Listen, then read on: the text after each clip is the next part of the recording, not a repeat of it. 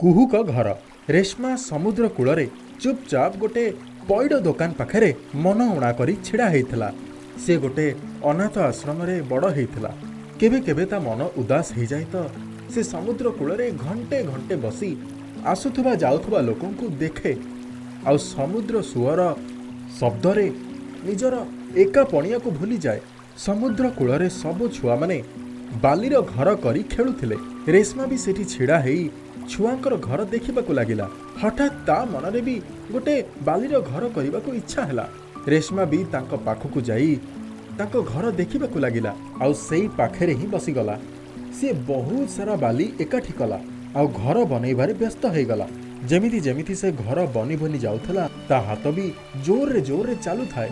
କବାଟ, ଝରକା ଆଉ ଗୋଟେ ହାୱା ଦଉଥିବା ବାଲକୁନି ବନେଇ ବନେଇ ସିଏ ଭାବନାରେ ମଗ୍ନ ହେଇଗଲା। ତାକୁ ତ ଏହା ବି ହୋସ୍ ନଥିଲା କି ଅନ୍ଧାର ହେଇଗଲାଣି ବୋଲି। ଆଉ ତାକୁ ଏମିତି ଲାଗୁଥିଲା ପବନ ତା ପାଦରେ ପାଉଁଜି ପରି ଛମ ଛମ ବାଜୁଥାଏ। ସେ ତ ଘର ବନେଇବାରେ ଏମିତି ମସଗୁଲ ଥିଲା କି ତାକୁ ଏକଥା ବି ଜଣା ପଡ଼ିଲାନି କି କେତେବେଳେ ସେ ବାଲିର ଘର ପ୍ରକୃତ ଘରରେ ପରିଣତ ହେଇଗଲା। ଆଉ ରେଶ୍ମା ନିଜ ରୁମ୍ରେ ବସି ବସି ଝରକା ଦେଇ ସମୁଦ୍ରର ଢେଉ ଦେଖୁ ଦେଖୁ କେତେବେଳେ ଶୋଇ ପଡ଼ିଲା। ହଠାତ୍ ସମୁଦ୍ର ସୁଅର ଶବ୍ଦରେ ତା ନିଦ ଭାଙ୍ଗିଲା। ସେ ଦେଖିଲା ସମୁଦ୍ରର ଢେଉରେ ଗୋଟେ ବଡ଼ ଡଙ୍ଗା ତାରି ଘର ଆଡ଼କୁ ଆସୁଛି। ସେ ଡଙ୍ଗାଟି ଯେତେବେଳେ କୂଳରେ ଆସି ଲାଗିଲା ସିଏ ଦେଖିଲା କି ଏକ ଅତ୍ୟନ୍ତ ଆକର୍ଷକ ରାଜକୁମାର ସେ ଡଙ୍ଗାରୁ ଓହ୍ଲେଇଲା ଆଉ ତା ଘର ପାଖରେ ହିଁ ଆସି ଛିଡ଼ା ହେଲା। ରେଶ୍ମା ଡରିଗଲା ସେ ଘରକୁ ଭାଙ୍ଗି ନ ଦଉ ବୋଲି। ସେ ଚୁପଚାପ ଆଖି ବନ୍ଦ କରି ପଡ଼ି ରହିଲା। ସେତେବେଳେ ଜୋର ଜୋରରେ କବାଟ ବାଡ଼େଇବାର ଶବ୍ଦ ଆସିଲା ଆଉ ସେ ଦୌଡ଼ି ଦୌଡ଼ି କବାଟ ଖୋଲିବା ପାଇଁ ଗଲା। ସେ କବାଟ ଖୋଲିବା ମାତ୍ରେ ସେ ରାଜକୁମାର ଅତ୍ୟନ୍ତ ବିନମ୍ରତାର ସହ କହିଲା, କ'ଣ ଆପଣ ମୋତେ ଗୋଟେ ରାତି ରହିବା ପାଇଁ ଆପଣଙ୍କର ଏହି ସୁନ୍ଦର ଘରରେ ଜାଗା ଦେବେ?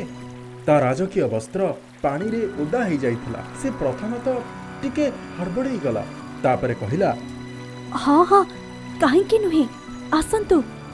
ମୋ ନାଁ ମିହିର। ମୁଁ ରାଜା ଜୋରାବର ସିଂଙ୍କର ପୁଅ। ମୁଁ ସମୁଦ୍ର ଲହଡ଼ିରେ ଫସି ଯାଇଥିଲି। କୌଣସି ପ୍ରକାରେ ଜୀବନ ବଞ୍ଚିଛି। ସାମ୍ନାରେ ଆପଣଙ୍କ ଘର ଦେଖାଗଲା ତ ଭାବିଲି ଏଇଠି ହିଁ ରାତି ବିତେଇ ଦେବି। ସକାଳ ହେଲେ ଚାଲିଯିବି। ମୋତେ ଜଣା ନଥିଲା କି ଏ କୋଉ ସୁନ୍ଦର ଝିଅଟିର ଘର। ରେଶ୍ମା ନିଜ ପ୍ରଶଂସା ଶୁଣି ଲାଜେଇ ଗଲା। ଏଠି ଆପଣଙ୍କ ଘରେ ଆଉ କିଏ କିଏ ରୁହନ୍ତି? ଏବେ ତ ମୁଁ ଏକୁଟିଆ ହିଁ ଅଛି। ମୋର ଏଇ ଦୁନିଆରେ କେହି ନାହାନ୍ତି। ଏତିକି କହୁ କହୁ ତା ଆଖିରୁ 2 ବୁନ୍ଦା ଲୁହ ଝରି ପଡ଼ିଲା। ଦେଖନ୍ତୁ, ମୁଁ ଆପଣଙ୍କୁ ଦୁଃଖ ପହଞ୍ଚେଇବାକୁ ଚାହୁଁନଥିଲି। ଆପଣ କାନ୍ଦନ୍ତୁନି। ମୁଁ ତ ଖାଲି ଏଇଥିପାଇଁ ପଚାରିଥିଲି କି ଆପଣଙ୍କ ବାପା ମାଆଙ୍କୁ କିଛି ଅସୁବିଧା ନ ହଉ ବୋଲି। ଆପଣ ହାତ ମୁହଁ ଧୋଇ ଦିଅନ୍ତୁ। ମୁଁ ଦେଖୁଛି, ଖାଇବା ପିଇବାର କିଛି ବ୍ୟବସ୍ଥା ମଧ୍ୟ କରୁଛି। ସିଏ କହି ତ ଦେଲା, କିନ୍ତୁ ସେ ଭାବୁଥିଲା ରାଜକୁମାରକୁ କ'ଣ ଖୁଆଇବ ବୋଲି। ସେ ତ ନିଜେ ବି କିଛି ଖାଇନଥିଲା। ସେ ରୋଷେଇ ଘରକୁ ଗଲା ତ ସେଠି ତାଜା ଖାଦ୍ୟର ବାସ୍ନା ଶୁଙ୍ଘି ସିଏ ଆଶ୍ଚର୍ଯ୍ୟଚକିତ ହେଇଗଲା। ରୋଷେଇ ଘର ତ ବିଭିନ୍ନ ପ୍ରକାରର ବ୍ୟଞ୍ଜନରେ ଭର୍ତ୍ତି ହେଇଥିଲା। ସେ ଚୁପଚାପ ଖାଦ୍ୟ ଲଗେଇଲା ଆଉ ରାଜକୁମାର ଆଗରେ ରଖିଦେଲା। ରାଜକୁମାର ମିହିର ଯେମିତି ହିଁ ଖାଦ୍ୟ ନିଜ ମୁହଁକୁ ନେଲେ ସିଏ ପ୍ରସନ୍ନ ହେଇଗଲେ ଆଉ ବାହା ବାହା କରି ଉଠିଲେ। ସେ କହିଲେ, ବାଃ, ମୁଁ ଏତେ ଜାଗା ବୁଲିଛି କିନ୍ତୁ ଏମିତିଆ ଖାଦ୍ୟ କୋଉଠି ବି ଖାଇନି। ଆପଣ ଏକା ହିଁ ଏସବୁ ବନେଇଛନ୍ତି? ରେଶ୍ମା କିଛି କହିଲାନି। ସେ ରାଜକୁମାରକୁ କ'ଣ କହିଥାନ୍ତା? ତାକୁ ତ ନିଜକୁ ବି ଜଣା ନଥିଲା ଏ ଖାଦ୍ୟ କିଏ ବନେଇଛି ବୋଲି। ରାଜକୁମାର ଯେତେବେଳେ ଖାଦ୍ୟ ଖାଇସାରିଲେ ସେତେବେଳେ ସେ ଥାଳି ନେଇ ଭିତରକୁ ଚାଲିଗଲା। ସେ ରାଜକୁମାରଙ୍କ ପାଇଁ ଖଟ ସଜାଡ଼ି ଦେଇଥିଲା। ରାଜକୁମାର ଥକି ଯାଇଥିଲା। ସେ ନିଜ ଖଟ ଉପରେ ଯାଇ ଶୋଇ ପଡ଼ିଲା। ତାପରେ ରେଶ୍ମା ରୋଷେଇ ଘରକୁ ଗଲା ଆଉ ସେଇଠି ବସି ଖାଦ୍ୟ ଖାଇଲା। ଖାଦ୍ୟ ପ୍ରକୃତରେ ବହୁତ ସ୍ୱାଦିଷ୍ଟ ଥିଲା। ଏମିତିଆ ଖାଦ୍ୟ ସେ ଜୀବନରେ କେବେ ବି ଖାଇ ନଥିଲା। ଖାଦ୍ୟ ଖାଇବା ମାତ୍ରେ ତାକୁ ନିଦ ଆସିଗଲା ଆଉ ସେ ନିଜ ରୁମ୍କୁ ଯାଇ ଖଟ ଉପରେ ଶୋଇ ପଡ଼ିଲା। ଅର୍ଦ୍ଧରାତି ହେଇଥାଏ। ହଠାତ୍ ରାଜକୁମାରଙ୍କ ନିଦ କୌଣସି ଶବ୍ଦ ଯୋଗୁଁ ଖୋଲିଗଲା। ସେ ରେଶ୍ମାର ରୁମ୍ ଆଡ଼କୁ ଦୌଡ଼ିଲା। ରେଶ୍ମାର ଚିତ୍କାର ଶବ୍ଦ ଶୁଣି ସେ ରେଶ୍ମାର କବାଟ ନ ବାଡ଼େଇ ଭିତରକୁ ସିଧା ଚାଲିଗଲେ। ସେଠି ଗୋଟେ ଲମ୍ବା ଚଉଡ଼ା ଆକୃତିର ସମୁଦ୍ରର ଡାକୁ ତା ଚୁଟି ଧରି ତାକୁ ନିଜ ଆଡ଼କୁ ଭିଡ଼ୁଥାଏ। ରାଜକୁମାର ନିଜ ଅଣ୍ଟାରୁ ଖଣ୍ଡା ବାହାର କରିଲେ ଆଉ ଗୋଟିଏ ଥରରେ ହିଁ ତା କାମ ସମାପ୍ତ କରିଦେଲେ। ରେଶ୍ମା ବହୁତ ଜୋର ସେ ଡରି ଯାଇଥିଲା ଆଉ ଗୋଟିଏ କୋଣରେ ଛିଡ଼ା ହେଇଥିଲା। ରାଜକୁମାର ତାକୁ ଉଠେଇଲେ ଆଉ ମୁହଁ ହାତ ଧୁଆଇଲେ ଆଉ ଆରାମ କରିବା ପାଇଁ କହି ଚାଲିଗଲେ। ଯେତେବେଳେ ସକାଳ ହେଲା ସେ ନିଜ ରୁମ୍ର କବାଟ ଖୋଲିଲା ଆଉ ଦେଖିଲା କି ରାଜକୁମାର ପ୍ରସ୍ତୁତ ହେଇ ବସିଥିଲେ। ତାକୁ ଯିବାର ଥିଲା। ସେ ଯିବା ପୂର୍ବରୁ ରେଶ୍ମାକୁ କହିଲା, ମୁଁ ଆପଣଙ୍କ ପାଖରେ ଆଭାରୀ। ଆପଣ ମୋତେ ଏତେ ସ୍ୱାଦିଷ୍ଟ ଖାଦ୍ୟ ଖୁଆଇଲେ ଆଉ ମୋତେ ରହିବା ପାଇଁ ଜାଗା ବି ଦେଲେ। ମୁଁ ଆପଣଙ୍କୁ ଗୋଟେ କଥା କହିବାକୁ ଚାହେଁ, ଯଦି ହେଇପାରିବ ତାହେଲେ ଆପଣ ମୋର ପ୍ରତୀକ୍ଷା କରିବେ, ମୁଁ ପୁଣି ଆସିବି। ରେଶ୍ମା ତ ନିଜେ ବି ଜାଣିନଥିଲା ଏ ଘର ତା ପାଖରେ କେତେ ଦିନ ପର୍ଯ୍ୟନ୍ତ ରହିବ। କେଜାଣି କାହିଁକି ତା ଆଖିରୁ ଲୁହ ଝରିବାରେ ଲାଗିଲା। ରାଜକୁମାର ମିହିର ତା ଆଖିରୁ ଲୁହ ଝରୁଥିବାର ଦେଖି ତା ପାଖକୁ ଆସିଗଲେ ଆଉ କହିଲେ, କ'ଣ ହେଇଛି? ଆପଣ ଚିନ୍ତିତ ଜଣାପଡ଼ୁଛନ୍ତି। ମୋତେ କୁହନ୍ତୁ, ହେଇପାରେ ମୁଁ ଆପଣଙ୍କର ସମସ୍ୟା ଦୂର କରିଦେଇପାରେ। ରେଶ୍ମା ତା କାନ୍ଧକୁ ଲାଗି ଜୋରେ ଜୋରେ କାନ୍ଦିବାରେ ଲାଗିଲା। ସେ ରାଜକୁମାରକୁ ନିଜ ଜୀବନ ଆଉ କୁହୁକ ଘର ବିଷୟରେ ସବୁ କିଛି କହିଦେଲା। ରାଜକୁମାର କହିଲା, ବୋଧହୁଏ ଏ କୁହୁକ ଘର ଆମ ଦି ଜଣଙ୍କୁ ମିଶେଇବା ପାଇଁ ହିଁ ବନିଥିଲା। ମୁଁ ନିଜ ପାଇଁ ଏମିତି ହିଁ ଗୋଟେ ଜୀବନ ସାଥୀର ସ୍ୱପ୍ନ ଦେଖିଥିଲି। ଏବେ କିଛି ଭାବିବାର ସମୟ ନାହିଁ। ଆପଣ ମୋ ସହିତ ମୋ ରାଜ୍ୟକୁ ଚାଲନ୍ତୁ। ସେମାନେ ଦି ଜଣ ଡଙ୍ଗାରେ ସବାର ହେଲେ ଆଉ 4-5 ଘଣ୍ଟା ଭିତରେ ନିଜ ନଗରରେ ପହଞ୍ଚିଗଲେ। ରାଜକୁମାରଙ୍କ ବାପା ରାଜା ଜୋରାବର ସିଂ ରାଜକୁମାର ମିହିରଙ୍କ ସହ ଗୋଟେ କନ୍ୟାକୁ ଦେଖି ସବୁ କିଛି ବୁଝିଗଲେ। ରାଜକୁମାର ନିଜ ମାତା ପିତାଙ୍କୁ ରେଶ୍ମା ସହିତ ମିଶେଇ କହିଲେ, ମୁଁ ରେଶ୍ମା ସହିତ ହିଁ ବିବାହ କରିବାକୁ ଚାହେଁ। ରାଜା ରାଣୀ ବହୁତ ଖୁସି ହେଇଗଲେ। ରାଜକୁମାର ମିହିର ତ ଅନେକ ରାଜକୁମାରୀଙ୍କ ଆସିଥିବା ପ୍ରସ୍ତାବକୁ ମନା କରିଦେଇଥିଲେ। ଦି ଜଣଙ୍କର ବାହାଘର ଧୁମଧାମରେ ହେଲା। ଅନେକ ବର୍ଷ ପରେ ଥରେ ରାଜକୁମାର ରେଶ୍ମାକୁ କହିଲେ, ଚାଲ ଯାଇକି ଦେଖିବା ସେ କୁହୁକ ଘର ଏବେ ଯାଏଁ ଅଛି କି ଉଭାନ ହେଇଗଲାଣି। ରେଶ୍ମା ବି ଏକଥା ଜାଣିବା ପାଇଁ ଉତ୍ସୁକ ଥିଲା। ସେଥିପାଇଁ ଦି ଜଣ ବାହାରି ପଡ଼ିଲେ। ସେଠି ପହଞ୍ଚିବା ପରେ ସେମାନେ ବହୁତ ଆଶ୍ଚର୍ଯ୍ୟ ହେଇଗଲେ। ସେ ଘର ଏବେ ଯାଏଁ ସେଇଠି ହିଁ ଛିଡ଼ା ହେଇଥିଲା। ବିଲକୁଲ ସେମିତି ହିଁ ଥିଲା ଯେମିତି ସେମାନେ ଦି ଜଣ ଛାଡ଼ିକି ଯାଇଥିଲେ। ସେ ରାତି ସେମାନେ ଦି ଜଣ ସେଇଠି ବିତେଇଲେ। ଯେମିତି ହିଁ ସକାଳ ହେବାକୁ ଯାଉଥିଲା, ରେଶ୍ମାର ନିଦ କାହାର ଜୋର ଜୋରରେ କାନ୍ଦିବାର ଶବ୍ଦରେ ଖୋଲିଗଲା। ସେ ଯେତେବେଳେ ତାକୁ କାନ୍ଦିବାର କାରଣ ପଚାରିଲା, ସେ କହିଲା, ତାଙ୍କ ଡଙ୍ଗା ପାଣିରେ ବୁଡ଼ିଯିବା ହେତୁ ତାଙ୍କ ବାପା ମା ବି ବୁଡ଼ି ଯାଇଛନ୍ତି। ରେଶ୍ମା ସେଇ ସମୟରେ ଏହା ନିର୍ଣ୍ଣୟ ନେଲା କି ଆଜିଠାରୁ ଏ କୁହୁକ ଘର ଅନାଥ ଛୁଆମାନଙ୍କର ଘର ଆଉ ଏମାନଙ୍କର ଦାୟିତ୍ୱ ମୁଁ ହିଁ ନେବି। ଏବେଠାରୁ ସେ କୁହୁକ ଘର ସବୁ ଅନାଥ ପିଲାଙ୍କ ଘର ହିଁ ରହିବ ଆଉ ସିଏ ହିଁ ସମସ୍ତଙ୍କ ଧ୍ୟାନ ନେବ। ମିହିରକୁ ଏ କଥାରେ କୌଣସି ଆପତ୍ତି ନଥିଲା। ସେ କହିଲା, ଏବେ ଏ ଛୁଆମାନଙ୍କୁ ଘରକୁ ନେଇ ଚାଲ, ତାପରେ ଏଠିକା ପାଇଁ ମୁଁ ସମସ୍ତ ବ୍ୟବସ୍ଥା କରେଇଦେବି। ମଝିରେ ମଝିରେ ଆସି ଦେଖିକି ଯିବ। ଏବେ ସେ କୁହୁକ ଘର ବହୁତ ଅନାଥ ପିଲାଙ୍କ ପାଇଁ ସାହାରା ହେଇଯାଇଥିଲା। ସେ କୁହୁକ ଘର ରେଶ୍ମା ଆଉ ରାଜକୁମାରକୁ ବହୁତ କିଛି ଦେଇଦେଇଥିଲା। ଗୋଟେ ଗାଁରେ ମୁନ୍ନୁଲାଲ ନାମକ ଜଣେ ବ୍ୟକ୍ତି ଗୋଟେ ଛୋଟ କୁଟୀରରେ ରହୁଥିଲା। ମୁନ୍ନୁଲାଲ ସମ୍ପୂର୍ଣ୍ଣ ଗାଁରେ ବହୁତ ଗରିବ ବ୍ୟକ୍ତିଟିଏ ଥିଲା।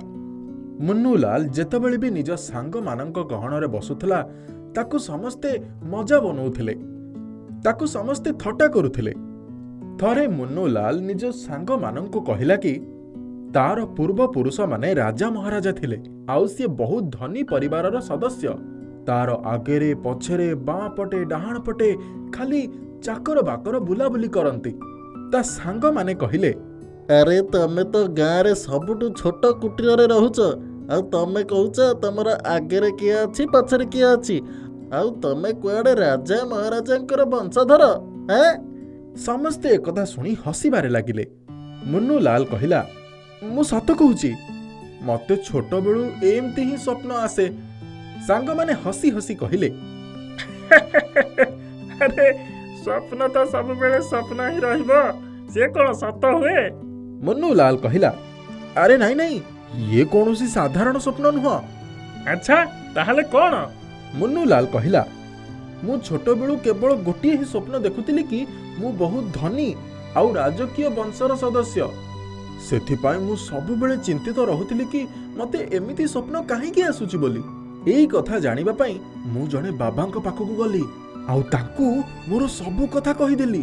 ତାପରେ ବାବା ମତେ କହିଲେ, ତୁମକୁ ଏ ସ୍ୱପ୍ନ ଅକାରଣେ ଆସୁନି। ତମେ ସତରେ ଗୋଟେ ରାଜକୀୟ ବଂଶର ସଦସ୍ୟ। ତୁମର ପୂର୍ବପୁରୁଷ ରାଜା ମହାରାଜା ଥିଲେ, ଯାହାଙ୍କ ପାଖରେ ଅପାର ଧନ ସମ୍ପତ୍ତି ଥିଲା। ଆଚ୍ଛା ଆଚ୍ଛା, ଆଉ କ'ଣ କ'ଣ କହିଲେ ବାବା ତମକୁ? ବାବା ଆଗକୁ କହିଲେ କି ତୁମ ବାପା ରାଜସ୍ଥାନର ଗୋଟେ ବହୁତ ବଡ଼ ରାଜା ଥିଲେ। ତାଙ୍କ ସାମ୍ରାଜ୍ୟ ବହୁତ ଦୂର ପର୍ଯ୍ୟନ୍ତ ଲମ୍ବିଥିଲା। ଥରେ ତାଙ୍କ ସାମ୍ରାଜ୍ୟ ଉପରେ ଶତ୍ରୁମାନେ ଆକ୍ରମଣ କରିଦେଲେ ଆଉ ତାଙ୍କର ସବୁ ସୈନିକମାନଙ୍କୁ ମାରିଦେଲା। ତୁମ ବାପା ତୁମକୁ ଧରି ଦୌଡ଼ିବାରେ ଲାଗିଲେ ଆଉ ଗୋଟେ ଜଙ୍ଗଲ ଭିତରେ ଯାଇ ଲୁଚିଗଲେ। ଶତ୍ରୁମାନେ ପଛରେ ପଡ଼ିଥାନ୍ତି। ତୁମ ବାପା ମା ତୁମକୁ ଜଙ୍ଗଲର ଗୋଟେ ବୁଢ଼ା ଲୋକଙ୍କୁ ଦେଇଦେଲେ ଆଉ ତାଙ୍କୁ ଧନ ସମ୍ପତ୍ତିର ଠିକଣା ଦେଇ ସେଠୁ ଦୌଡ଼ି ପଳେଇଲେ। କିନ୍ତୁ ଶତ୍ରୁମାନେ ତାଙ୍କୁ ଘେରି ମାରିଦେଲେ। ସାଙ୍ଗମାନେ ପଚାରିଲେ, ଓହୋ ଆଚ୍ଛା, ତାପରେ କ'ଣ ହେଲା? ମୁନ୍ନୁଲାଲ କୁହେ, ବାବା କହିଲେ କି ସେ ବୁଢ଼ାଟି ତୁମକୁ ଏ ଗାଁକୁ ନେଇ ଆସିଲା ଆଉ କିଛି ବର୍ଷ ପରେ ସେ ନିଜେ ବି ମରିଗଲା। ସାଙ୍ଗମାନେ କହିଲେ, ହଁ ହଁ, ଆଗକୁ କୁହ। ମୁନ୍ନୁଲାଲ କୁହେ, ବାବା କହିଲେ କି ତୁମ ବାପା ମା ସେ ବୁଢ଼ା ବ୍ୟକ୍ତିଟିକୁ ଧନ ସମ୍ପତ୍ତିର ସମସ୍ତ ରହସ୍ୟ କହିଥିଲେ। କିନ୍ତୁ ଧନ ସମ୍ପତ୍ତିର ସେଇ ରହସ୍ୟ ସେଇ ବୁଢ଼ା ବ୍ୟକ୍ତି ସହିତ ହିଁ ମରିଗଲା। ମୁଁ ବାବାଙ୍କୁ ପଚାରିଲି, କ'ଣ ସେ ସବୁ ଧନ ସମ୍ପତ୍ତି ମୋର? ତାପରେ ବାବା କହିଲେ, ହଁ, ସେ ସବୁ ଧନ ସମ୍ପତ୍ତି ତୁମର। ହଁ ହଁ ଭାଇ, ଆଗକୁ କୁହ। ହଁ। ମୁଁ ବାବାଙ୍କୁ କହିଲି, ଆପଣ ମୋତେ ସେ ଧନ ସମ୍ପତ୍ତିର ଠିକଣା ଦେଇ ଦିଅନ୍ତୁ। କିନ୍ତୁ ବାବା କହିଲେ କି ସେ ଧନ ସମ୍ପତ୍ତିର ଠିକଣା କେବଳ ସେ ବୁଢ଼ା ବ୍ୟକ୍ତିଟି ହିଁ ଜାଣିଥିଲା, ତା ଛଡ଼ା ଆଉ କେହି ଜାଣିନାହାନ୍ତି। ତାପରେ ମୁଁ ତାଙ୍କୁ ପଚାରିଲି, କିଛି ତ ବାଟ ଥିବ ଯାହାଦ୍ୱାରା ମୁଁ ସେଠି ପହଞ୍ଚି ପାରିବି? ହଁ, ତାପରେ କ'ଣ କହିଲେ ବାବା? ମୁନ୍ନୁଲାଲ କୁହେ, ତାପରେ ବାବା କହିଲେ କି ସେ ଠିକଣା ତ କହିପାରିବେନି, କିନ୍ତୁ ସେଠିକି ପହଞ୍ଚିବା ପାଇଁ ଉପାୟ ବତେଇ ପାରିବେ। ମୁଁ ତାଙ୍କୁ ସେ ଉପାୟ ପଚାରିଦେଲି। ସାଙ୍ଗମାନେ କୁହନ୍ତି, କ'ଣ କହିଲେ ସିଏ? ମୁନ୍ନୁଲାଲ କୁହେ, ବାବା କହିଲେ କି ଏକଦା ତମେ ନିଜ ସାଙ୍ଗମାନଙ୍କ ସହିତ ବସିଥିବ, ହଠାତ୍ ପବନର ବେଗ ବଢ଼ିଯିବ।